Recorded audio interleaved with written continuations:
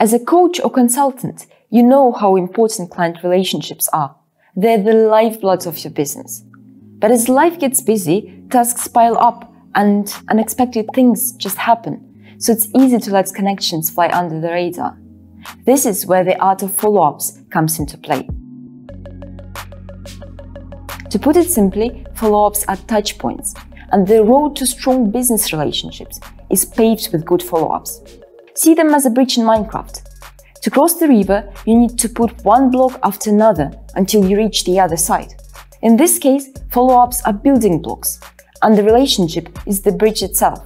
So, how do you build these strong relationships? Well, first of all, take your time. When you first connect with a potential client on LinkedIn, it might not be the best time to sell to them straight away. So, take it slow. Send them a few articles and start regularly interacting with their posts on LinkedIn. As Louisa Zhou fairly points out in one of her videos, follow-ups are there to keep you at the top of the mind of a potential client for when the client is ready. So follow-ups are all about playing the long game. Tip number 2. Create a process. Follow-ups don't exist in isolation. Remember the Minecraft analogy? To build a bridge, you need multiple blocks. So try to find a sequence that works for the majority of your clients. For example, here is Joe, my potential client.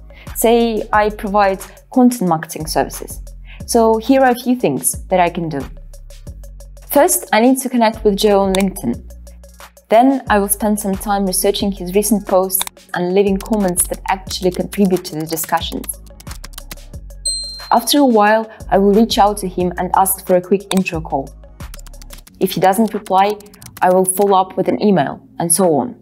All of these steps might not be considered traditional sales follow-ups, but they're touch points, my building blocks. Notice that I'm also using different ways of connecting with Joe. A LinkedIn comment, a direct message, an email, a call, all sorts of interactions. And I don't give up after the first attempt, or even the third one. As our research shows, the majority of small businesses follow up to 5 times with their prospective clients. So don't get discouraged after the first few attempts. Tip 3. Automation. Since follow-ups are all about the long game, you can think about how to automate a few things here and there. You don't have to sound spammy or robotic, but there are a few processes that you can speed up for sure. For example, each time you add a call note to a contact, you can trigger a thank you email to be automatically sent to that contact. A small step, sure, but over a period of time, it'll save you a considerable number of clicks and manual copy-pasting. How you want to keep track of follow-ups is another thing. A few years ago, I started with a simple spreadsheet with columns for due dates and contact names, and it was perfectly fine for me for a while, until my network grew. Right now I use, OnePageCRM. It reminds me when it's time to reconnect with someone or what we talked about during our last catch-up call. Check it out and let me know what you think. So to wrap up, follow-ups are a relationship-building tool rather than a sales trick.